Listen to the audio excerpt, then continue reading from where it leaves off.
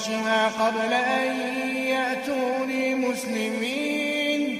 قال عفريت من الجن أنا آتيك به قبل أن تقوم من مقامك وإني عليه لقوي أمين. قال الذي عنده علم من الكتاب أنا آتيك به قبل أن يرتد إليك طرفك فلما رآه مستقرا عنده قال هذا من فضل ربي ليبلوني أأشكر أم أكفر ومن شكر فإنما يشكر لنفسه ومن كفر فإن ربي غني كريم. قال نكروا لها عرشها ننظر أتهتدي أم تكون من الذين لا يهتدون. قال نكروا لها عرشها ننظر أتهتدي أم تكون من الذين لا يهتدون.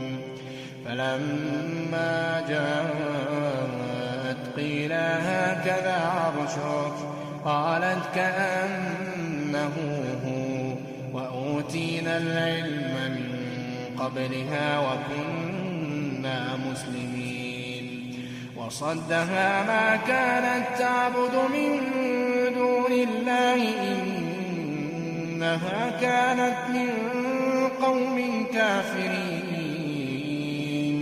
قيل لها ادخل الصرح فلما رأته حسبته لجة وكشفت عن ساقيها قال إنه صرح ممرد من قوارير. قالت رب إني ظلمت نفسي وأسلمت مع سليمان لله رب العالمين. ولقد أرسلنا إلى ثمود أخاهم صالحا أن اعبدوا الله فإذا هم فريقان يختصمون. قال يا قوم لم تستعجلون بالسيئة قبل الحسنة لولا تستغفرون الله لعلكم ترحمون. قالوا اطيرنا بك وبمن معك قال طائركم عند الله بل أنتم قوم تفتنون. وكان في المدينة 9 رهط يفسدون في الأرض ولا يصلحون.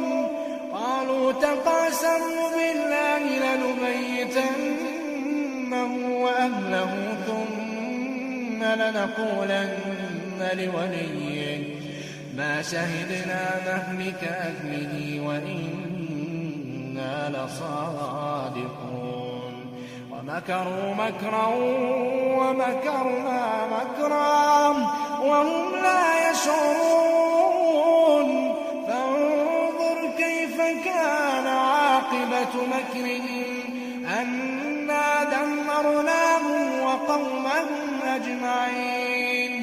فتلك بيوتهم خاوية بما ظلموا إن في ذلك لآية لقوم يعلمون. وأنجينا الذين آمنوا وكانوا يتقون.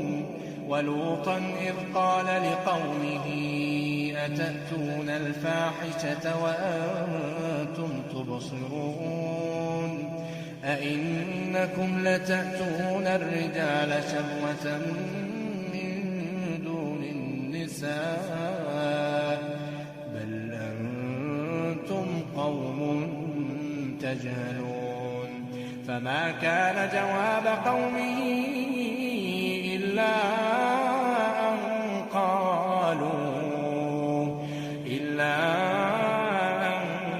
قالوا أخرجوا آل لوط من قريتكم إنهم أناس يتطهرون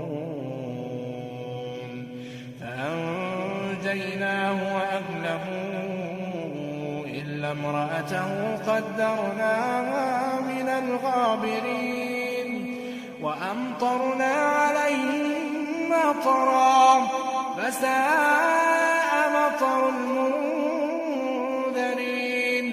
قل الحمد لله وسلام على عباده الذين اصطفى